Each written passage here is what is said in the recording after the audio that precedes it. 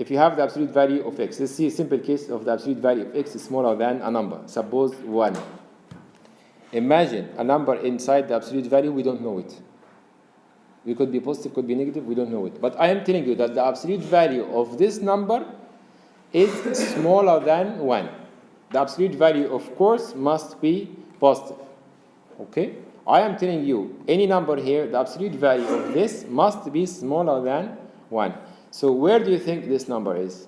This number, if this is 0 here and 1 here and minus 1, where do you think this x can be? It can be 0, yes. What else? It cannot be minus. It can be minus because the absolute value will give you 1 anyway. It can be less than 0. It can be more than 0, right? Until where? Until 1, exactly. Until 1. Any value here, so we should shade all this area. All this area. It cannot be 1. Just before 1. Okay, just before 1, because there is no equal here. Okay, so that's why we have to put a parenthesis here and a parenthesis here. That's the answer from minus 1 to 1. Okay, if there was equal, then yes, it would be bracket. But that's the answer. Very simple, common sense. It's a rule. You have to memorize it. Yes, but you can also think about it if you forgot the rule. If you just think about it logically, you'll find you come up with this answer. So how do you write this answer as an inequality?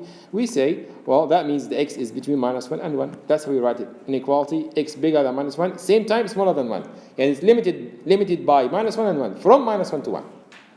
That is the solution. So if this is the problem, this is the solution, this one. So you have to memorize this. If I give you this problem, how do you remove this absolute value? You remove the absolute value by putting x between minus 1 and 1. That's it. Let us apply this rule. Any question that has smaller than, you can apply this rule. But you have to match first to what you have in the rule. Our question. Let us look at our question. Our question has x plus 4. The absolute value of x plus 4 minus 7 is smaller than or equal to minus 1. Okay, first of all, that part doesn't match exactly the rule. Why? Because of the minus 7 here. So the first thing to do is to move this minus 7 to the other side. Okay? When the minus 7 goes to the other side, it will become plus 7, and plus 7 and minus 1 is positive 6. Now, what you have matches the rule, because you have just one absolute value on the left side, and the number, positive number on the right side, then you match the rule. The rule say what? It say whatever is inside, okay, this is what's inside. Whatever is inside is bound between the negative of 6 on the left and the positive 6 on the right. That's what the rule says. Okay, so just apply the rule now. And of course, because you had an equal here, then you also have equal here and equal here. So you have to remember this rule.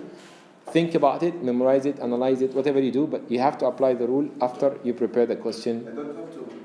Yeah, you have to continue after that. Once you apply the rule, minus 4. Yeah, you have now to add minus 4 everywhere. So when you add minus 4 everywhere, then it becomes here, of course, minus 4, minus 4, minus 4. So this becomes here minus 10, and this becomes here 2, and here x. So that's the answer. X is bound between minus 10 and 2. It's from minus 10 and 2. Okay? You can write it. You can just stop here. This is the answer. Or you can graph it. It depends on the question. What you want you to do. If you graph this, it will be like this. Okay, here is minus 10, and here is 2, and this is just shade this area between. Yes, you have to close the brackets like that because of the equal. And you can write also as interval notation. This is also interval notation. So these are the 3 forms that can be used to represent the answer. All of this, the absolute value on the other side was positive. But what if the absolute value on the other side was negative? Suppose this is x now, or 2 minus x, or 2 minus x over 5. I don't care what's really on this side. All what I care is that I have now absolute value of something here, negative here. Think about it. Is the absolute value can be negative? No.